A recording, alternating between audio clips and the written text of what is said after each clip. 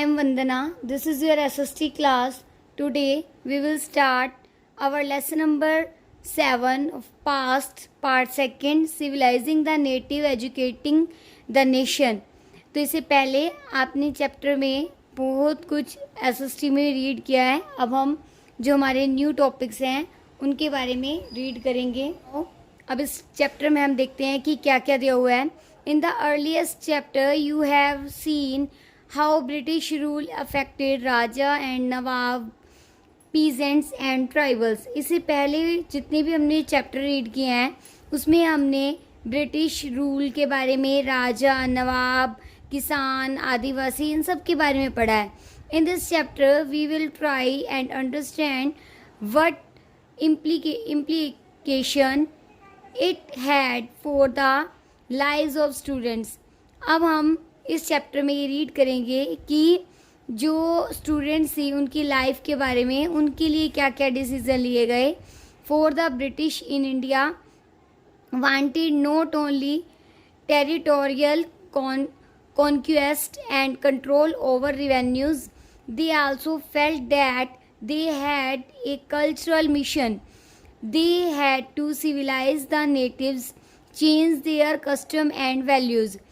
वो ये चाहते थे, जो ब्रिटिश थे, कि वो सिर्फ इंडिया को जीतना ही नहीं चाहते थे और उसके सारे रिवेन्यूज़ ही उन पर ही कंट्रोल नहीं करना चाहते थे, बल्कि उनका मिशन इसका जो इंडिया के कल्चरल सांस्कृतिक पे भी था.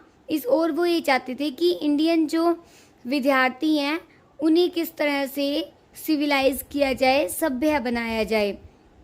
What changes were to be introduce, उन्होंने क्या क्या जो चेंजेस किए. How were Indians to be educated civilised, उन्होंने सोचा कि कैसे भारतीयों को सभ्य बनाया जाए, कैसे उन्हें एजुकेट किया जाए. And made into what the British believed were good subject, और उन्हें अच्छे जो टॉपिक्स हैं, सब्जेक्ट्स हैं, उन्हें उन पे विश्वास दिलाया जाए, उन्हें इंट्रोड्यूस कराया जाए.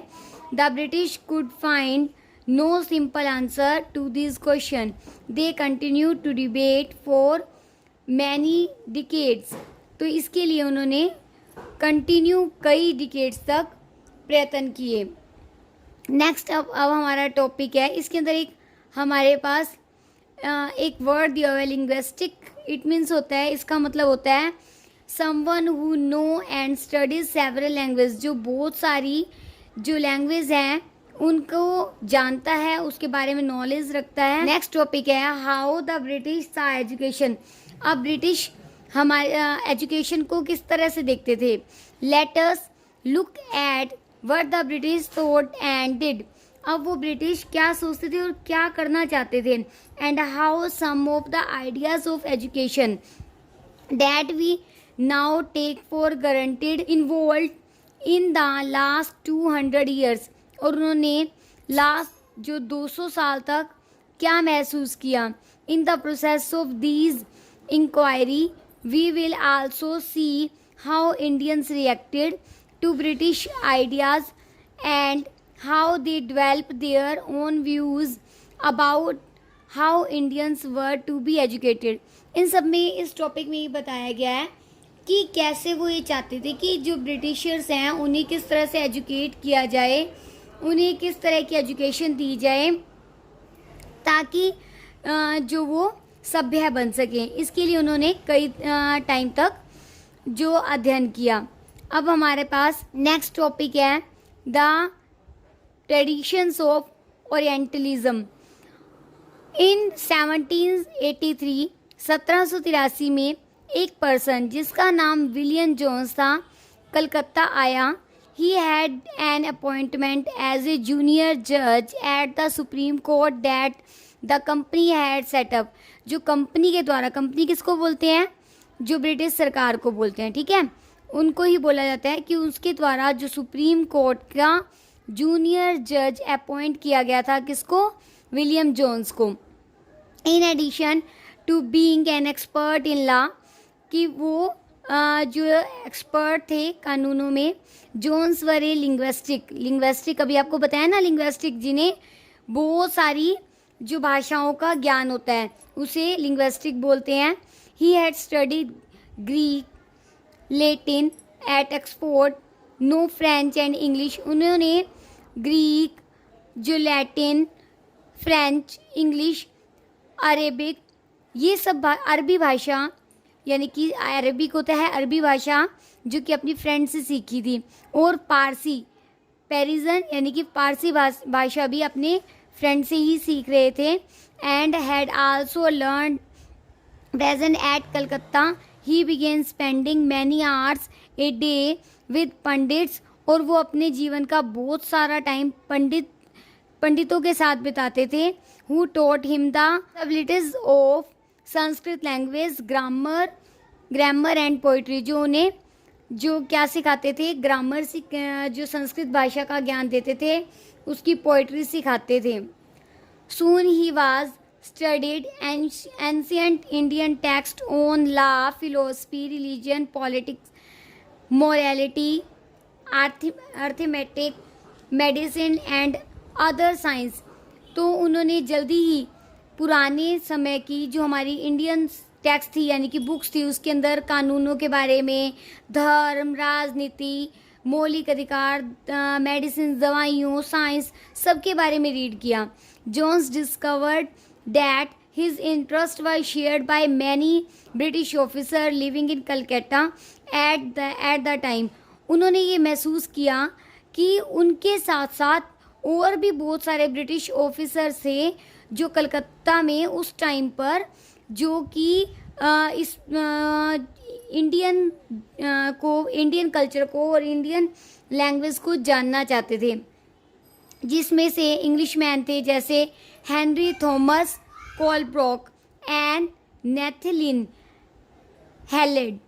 ये जो थे, ये भी पुरानी जो इंडियन संस्कृति थी उसको जानना चाहते थे। मास्टरिंग इंडियन लैंग्वेज, और इंग्लिश जो इंडियन लैंग्वेज थे उसको जानना चाहते थे। एंड ट्रांसलेटिंग संस्कृत और पारसी वर्क इन इंग्लिश, और जितने भी इंडियन वर्क था उस जो संस्कृत में था उसको इंग्लिश लैंग्वेज में कन्वर्ट करना चाहते थे।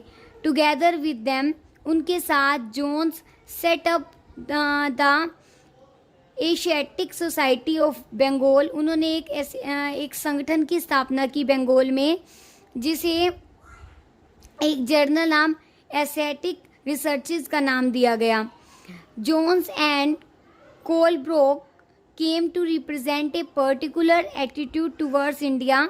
तो उन्होंने क्या किया था, दोनों ने इंडिया के ऊपर जो इंडियन कल्चर के ऊपर काम करना शुरू किया। दे shared a deep respect for their ancient culture, और उनकी भारतीय कल्चर पर बहुत उनका वो मान सम्मान करते थे, और ये महसूस करते थे कि दे felt that he attend it's glory in the ancient past, की जो पास्ट है, इंडियन पास्ट है, उसकी बहुत ही ज़्यादा ग्लोरी है, यानी कि शान है, बहुत ही ज़्यादा वो बहुत रिस्पेक्ट, बहुत ही अच्छा है। बट हैड सब्सिक्वेंटली डिक्लाइन, लेकिन अब उसका धीरे धीरे डिक्लाइन मतलब पतन होने लगा है।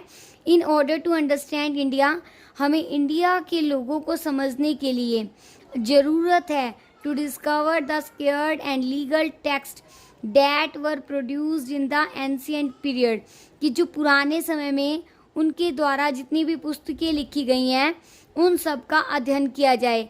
For only those text could reveal the real ideas and laws, कि वो ही हमें सही बुक्स ही है उनकी सही आइडियाज़ दे सकती हैं और कानूनों के बारे में बता सकती हैं, हिंदू और मुस्लिम्स के बारे में।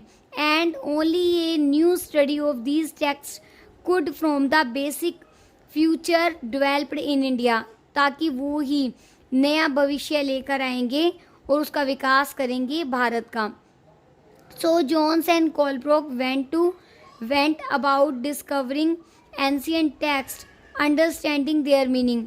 तो जोन्स जो थे और कोलब्रुक इन्होंने पुरानी सारी जितनी भी इंडियंस बुक्स थी उनका अध्ययन करना शुरू किया, उनको समझने लगे कि उनकी क्या अर्थ हैं और उनको ट्रांसलेट भी करने लगे।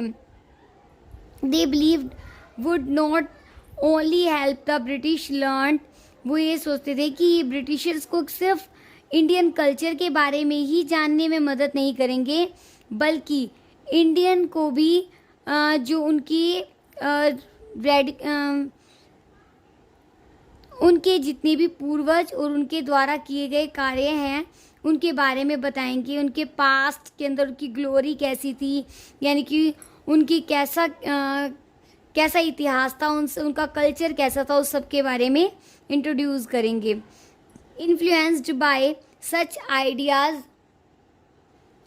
many company officials argued that the British ought to promote Indian rather than Western learning। और कुछ एक तो जो थे ब्रिटिश ऑफिसर वो ये कहते थे कि जो वेस्टर्न जो सभ्यता है वो ही बहुत अच्छी है। They felt that institution should be set up to encourage the study of ancient Indian text, और वो ही जो एंशियंट इंडियन टेक्स्ट से काफ़ी अच्छी है वो ये चाहते थे। The officer also thought that Hindu and Muslim, वो ये चाहते थे कि हिंदू और मुस्लिम सभी जो है कि और एक साथ मिलकर रहें और एक से ही काम करें और अपने पास की ग्लोरी को देखें। पहले के टाइम में क्या होता था कि जो अपने पास के लिए क्या किया जाता था, मदरसे बनाए जाते हैं। अब मदरसा क्या होता है, मदरसा एक ऐसी ही इंस्टीट्यूट होता है या कॉलेज होता है जिसके अंदर संस्कृत और इसी तरह की जो हमारी इंडियन लैंग्वेज थी या इस्लामिक जो लैंग्वेज थी उनको पढ़ाया जाता था। With this object in a view madrasa was set up in Calcutta, जो मदरसा था वो कलकत्ता में स्थापित किया गया था। कब? 1781 में। किसके लिए?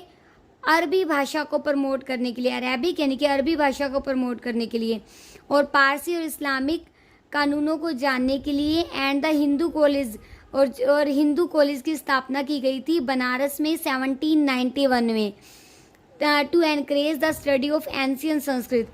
देखिए, अलग अलग मदरसे बनाए गए, अलग अलग कॉलेजेस बनाए गए, किस लिए? ताकि जितनी भी इंडियन लैंग्वेज थी उनको बढ़ावा दिया जा सकती। That would be useful for administration of the country, ताकि ये कंट्री की एडमिनिस्ट्रेशन यानी कि प्रशासन में सहायक हो सकें। मदरसा, यहाँ पे आपको एक पॉइंट दिया हुआ है ब्लू बॉक्स में, ये हमें करने बहुत ज़रूरी होते हैं। N Arabic word for a place of learning any type of school और कॉलेज, ये एक अरबी भाषा का शब्द है जिसका उपयोग किसी भी स्कूल या कॉलेज के लिए किया जाता है। नेक्स्ट, अब हमारे पास यहाँ पे ब्लू बॉक्स में और भी कुछ एक पॉइंट्स दिए हुए हैं, हमें इसे भी समझना बहुत ज़रूरी है। सबसे पहले आपके पास पहले भी एक वर्ड आया था ओरिएंटलिस्ट। ओरिएंटलिस्ट क्या होता है? Those with A scholarly knowledge of language and culture of Asia, वो व्यक्ति जिसको कि एशिया के कल्चर और भाषा का पूरा ज्ञान होता है उसे ओरिएंटलिस्ट बोलते हैं। नेक्स्ट है मुंशी। मुंशी एक पर्सन होता है जो कि रीड कर सकता है और राइट कर सकता है और पढ़ा भी सकता है पारसी भाषा को। वर्नाकुलर, वर्नाकुलर एक एक्ट था, a term generally use to refer to a local language और डायलेक्ट और distinct from what is seen as the standard language, जो कि एक स्टैंडर्ड लैंग्वेज जो वहाँ की लोकल लैंग्वेज के लिए यूज़ किया गया है। इन कॉलोनियल कंट्रीज लाइक इंडिया, जैसे कि भारत जैसे कॉलोनियल यानी कि उपनिवेश देश के लिए, the British use the term to mark the difference between the local language everyday use and English the language of the imperial master. ये एक वर्नाकुलर एक्ट था जिसके बारे में हम यहाँ चैप्टर में रीड करेंगे। Hope you understand the concept of the topic that I have shared with you, and rest of the lesson we will meet in our next video. Thank you.